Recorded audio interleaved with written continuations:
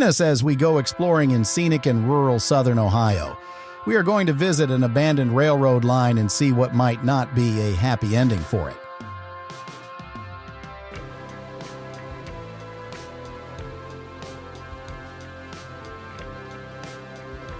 The original Norfolk and Western line ran from Portsmouth, Ohio to Cincinnati. In 1982, the N and W merged with the Southern and created the Norfolk Southern.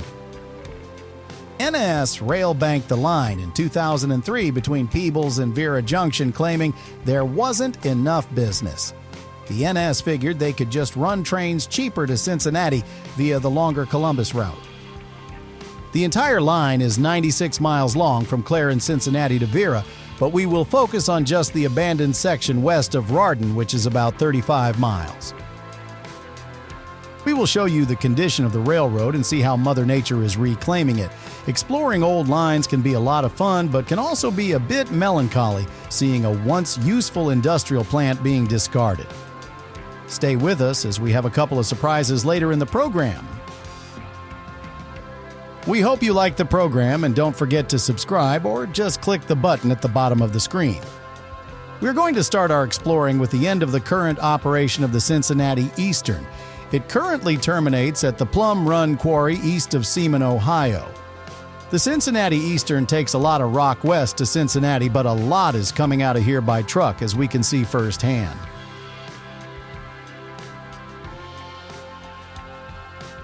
This is looking back towards Cincinnati. The track looks good as this part is still an active railroad. The western part of this former NS line is now leased by the Cincinnati Eastern Railroad. The irony is that business seems to be growing well on the west end. There is a soon-to-open billion, yes, that is billion with a B-dollar Purina plant at Afton, rock traffic and grain. Here you can see the old N and W signals, and on the main are hopper cars of rocks waiting to be picked up. From this point eastward for several miles, the old line is filled with storage cars. We leave the Plum Run Quarry and get on to Portsmouth Road, which follows the tracks. Not long after getting on Portsmouth Road, we come across the gorgeous Plum Run Trestle, which is storing a lot of cars.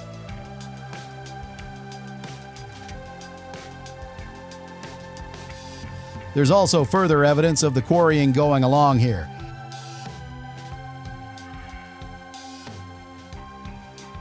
Back on the road again, we head east on Portsmouth Road, and although you can't see it, the tracks are just through the woods on our right side. All the way down the line, the tracks are filled with cars and storage.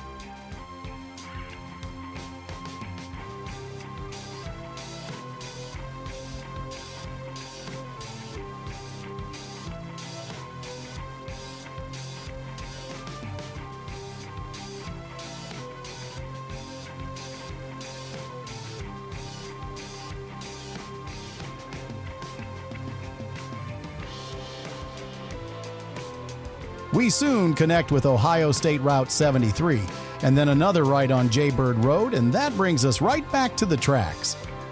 And this is where the abandonment really becomes evident.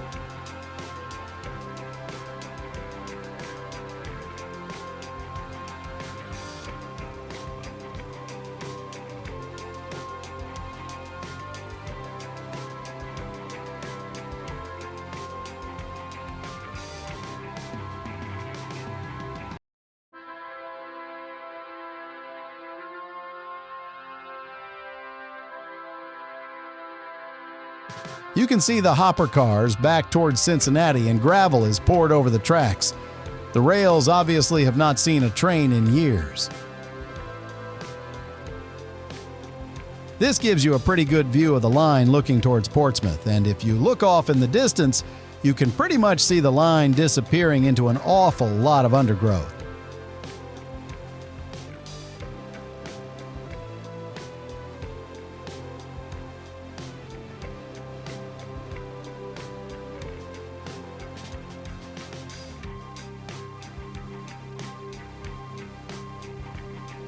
So back on 73, the tracks come in close again, and we get a close-up look of the track starting to get taken over by the underbrush, and there's a beat-up railroad crossing.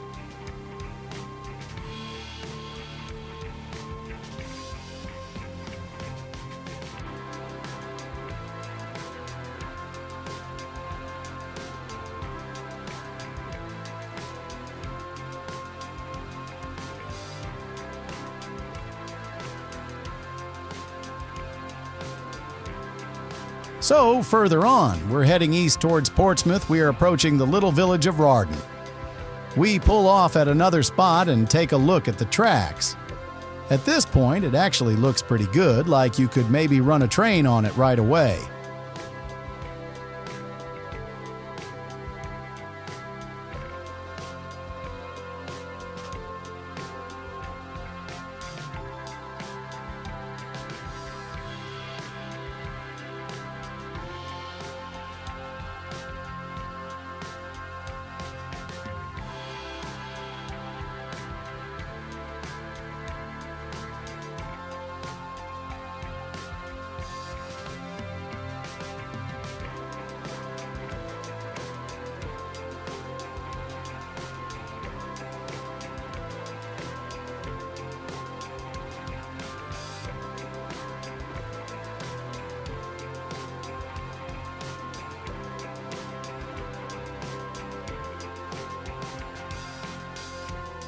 In Rarden, there's a nice park which gives us another view of the tracks. Again, the track looks pretty decent at this point. My guess is that it's maintained a little neater just due to the fact that it's running through the town rather than let it become an eyesore.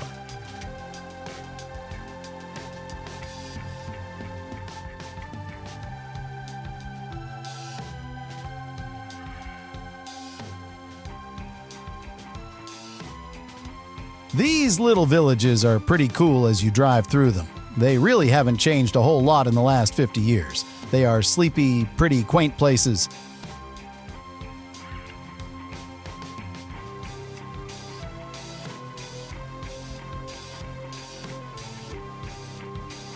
We are going to swing here to the right, and this will take us back to the tracks, and there's a siding here on the left, and we'll take a quick look at that.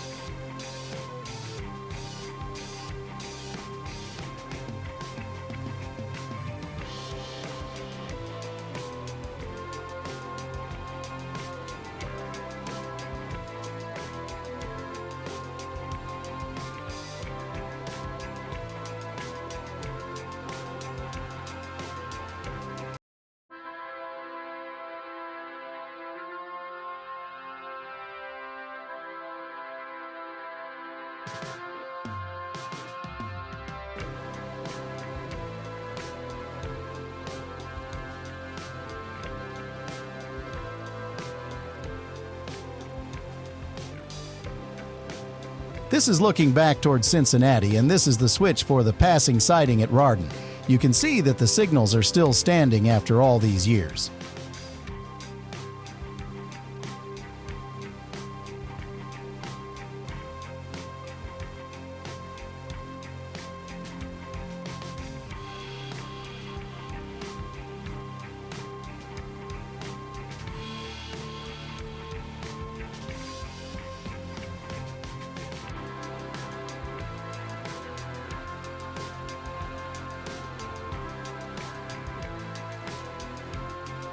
As we pull out of Rarden, we get a pretty good idea for the flavor of this town. Small churches, small businesses, just not a whole lot going on here and very quiet.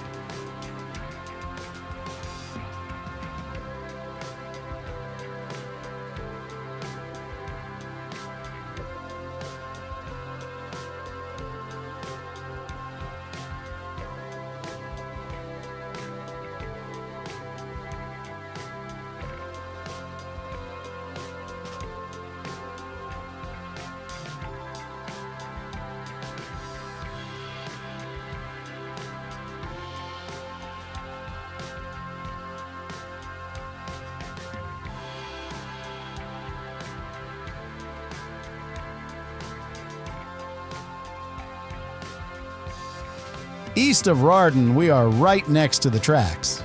It would be great to get out and take a couple of pictures here, but there's really no great place to park, so there's no point making it dangerous.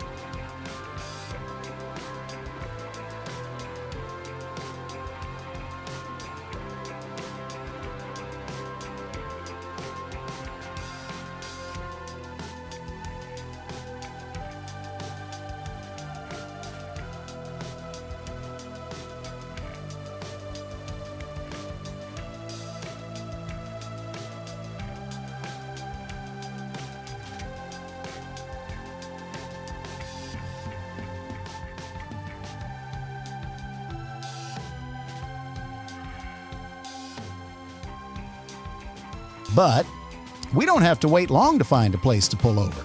Here's a very good look at the tracks, and you can see what the locals think of this. They have piled a giant hay bale right on the track, so they're obviously not expecting a train very soon.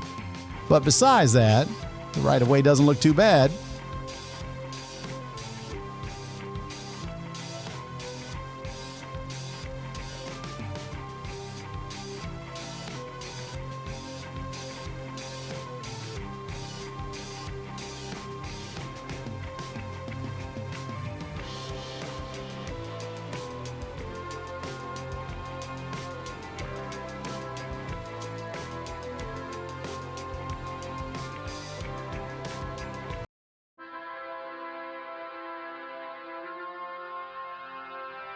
We promised a surprise in the program, and here it is.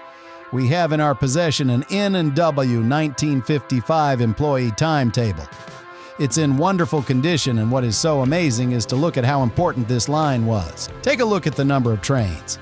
Eastward, there are no less than 3 passenger trains, 4 time freights and 2 locals, plus an equal amount in the other direction. This would give us a minimum of 18 trains, plus there was the occasional troop train, maybe a second section of a passenger train, and extra coal trains. It's just heartbreaking to see how this line seems to have outlived its usefulness.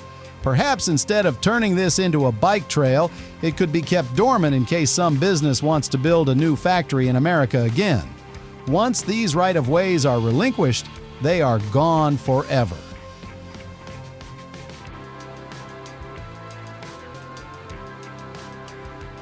After that pleasant visit to the past, let's get back to the present.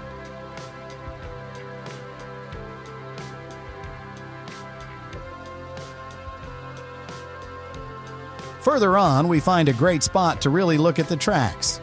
We've got a pair of old signals, and again, right here, the track looks pretty good. Nothing that some major railroad couldn't put back in service if they really wanted to.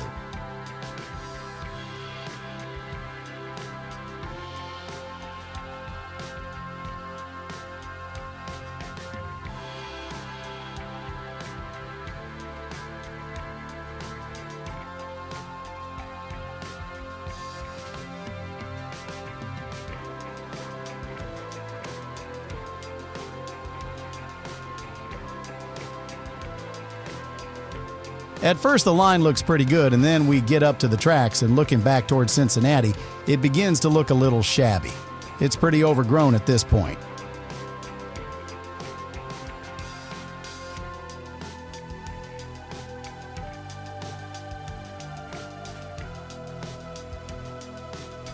Not much further on, we come to the little village of Otway. This sleepy little southern Ohio village doesn't appear to have changed much.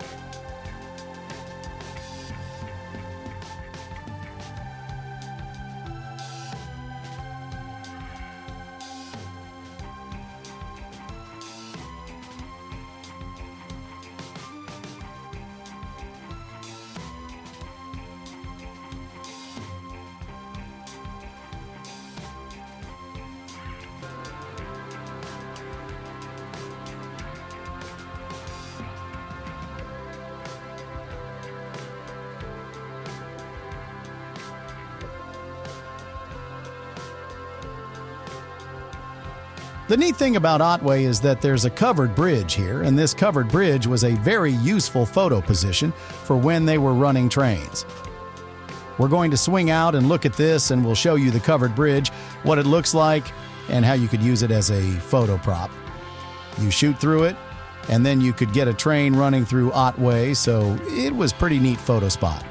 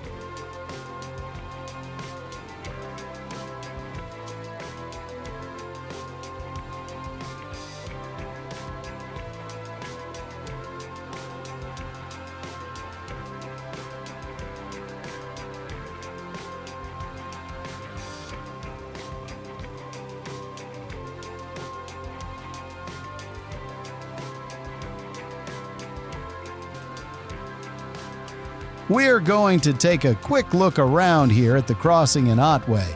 You have to kind of chuckle with this sign and why this is still here, because I don't think we are calling NS to report any stalled cars on the track since there hasn't been a train here in years. The railroad crossing signal still exists, and looking east to Portsmouth, there's a car parked near the tracks, but they're not too concerned about a train coming and hitting them. Next to the tracks, there is a convenience store named the Depot with a steam engine picture. This seems appropriate and a fitting tribute to the railroad history of Otway.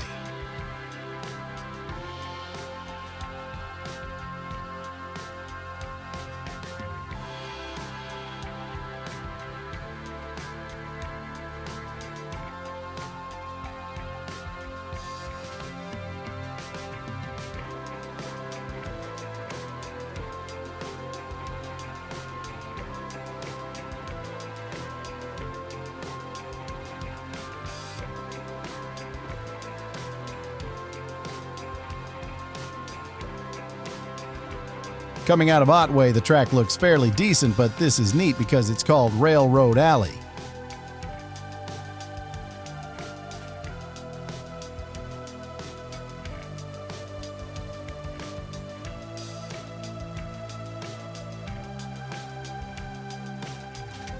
Further on, you can see the bramble and the trees are taking over, and it looks like you're coming out of a forest here.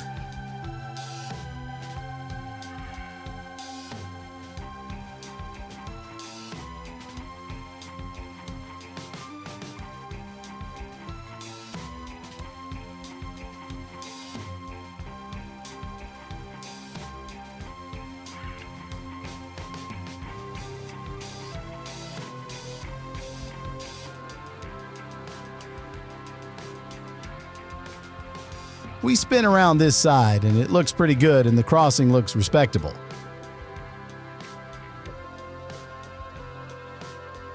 Boy, this is a really pretty location. Wouldn't you love to get a train coming through here?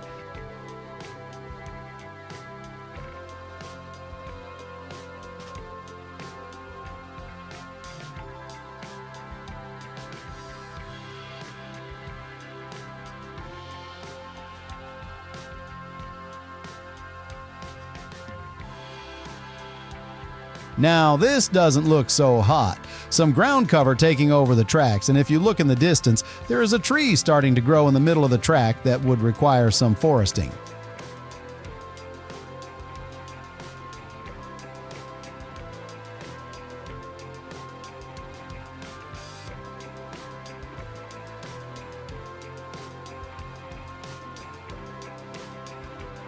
Obviously, this sign is not doing its job.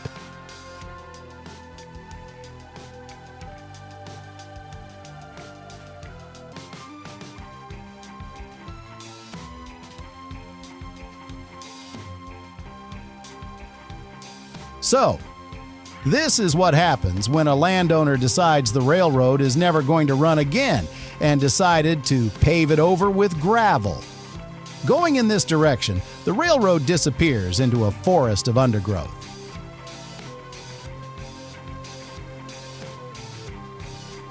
Just another tree tunnel. This is kind of interesting, as over here the entire hills have had all their trees chopped down as far as you can see. This looks like some serious logging, as all the hillsides have totally been forested out. A little further east, we cross the tracks at Henley. Blink an eye and you would miss this place, but it does have a name. However, Ohio 73 does cross the tracks here and gives us one last look before the railroad heads off into some inaccessible areas away from all roads.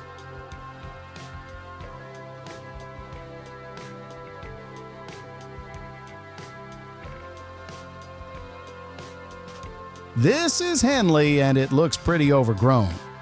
Looking back west towards Cincinnati, there are a nice pair of signals, and spinning around towards Portsmouth, it doesn't look much better as the line tends to disappear.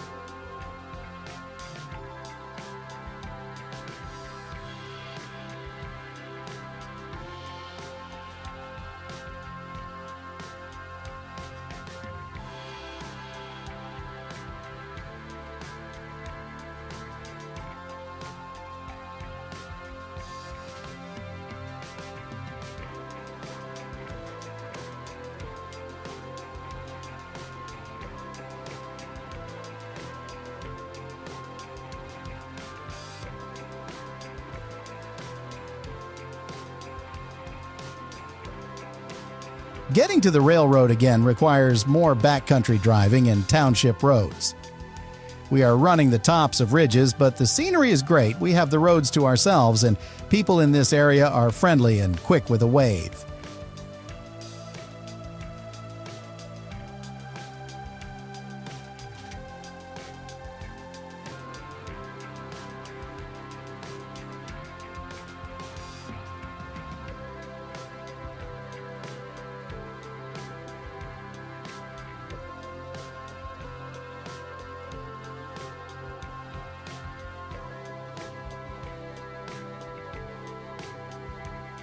We finally get back to the tracks at Arion, which is barely a speck on the map.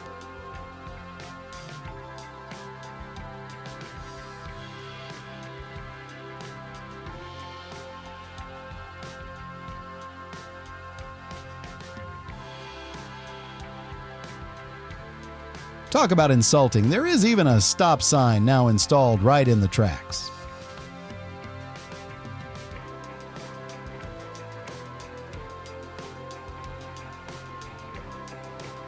This is some of the more rugged country the old N&W ran through, and the tracks are really looking overgrown now.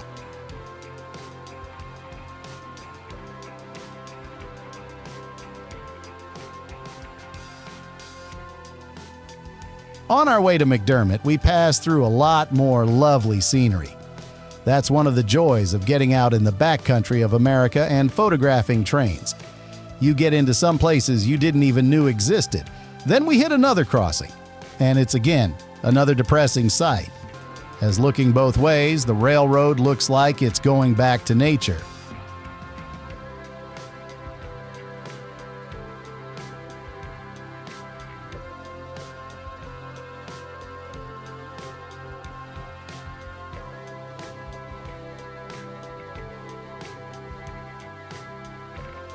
Coming into the town of McDermott feels like it's a booming metropolis compared to the other little villages we've been into. The reality is the population is only about 300.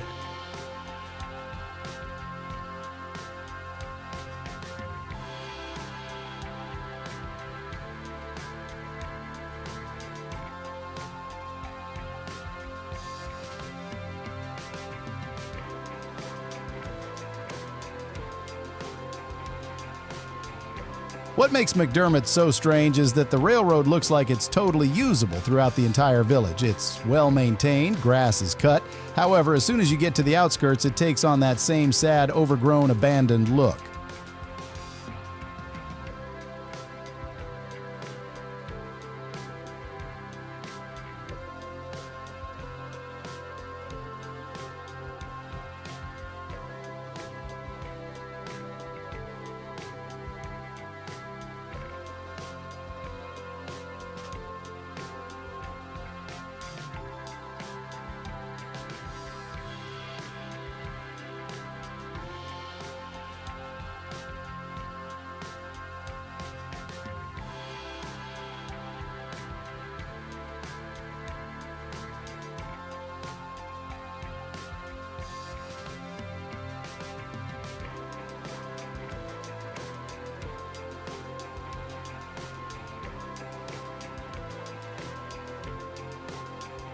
We will drive both sides of the track, and you can see exactly how pleasing the railroad looks here.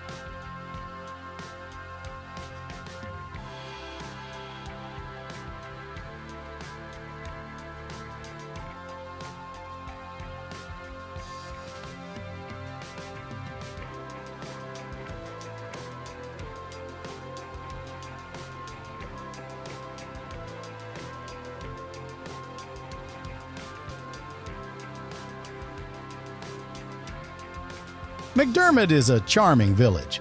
It's got a small post office and a now defunct convenience store with some old Pepsi signage. Again, it looks like time has passed this little place behind. We promised another surprise, and here it is. We have 2 action photographs of regular service N and W steam on the Portsmouth to Cincinnati line. To our knowledge, these pictures have rarely, if never, been made available publicly.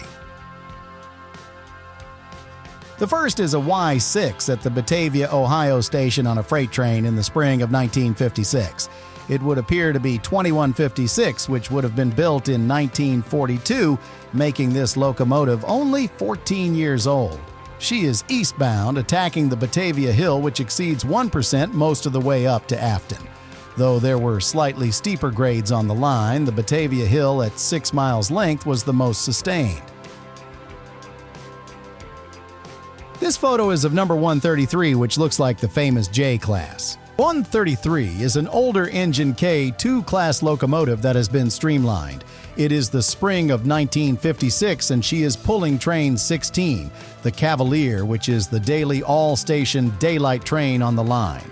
The location is Sardinia, Ohio, and if she was running on time, the time would be 10:44 in the morning. Note the classic wig-wag crossing signal on the right. From McDermott, it's a short distance to Rushtown. More pleasant scenery with the tracks out of sight and down below. There, the railroad joins State Route 104 and follows the highway south.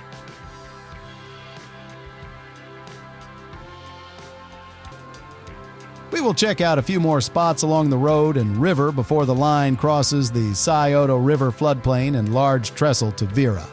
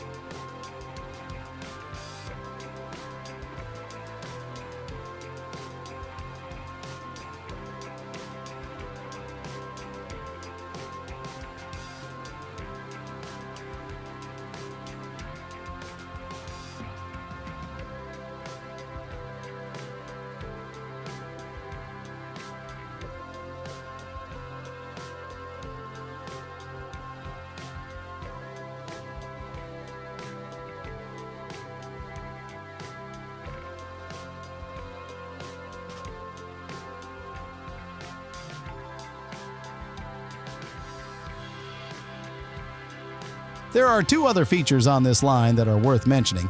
They are hard to photograph, so we are showing maps of them. There is a large trestle at McDermott as well as another at Vera.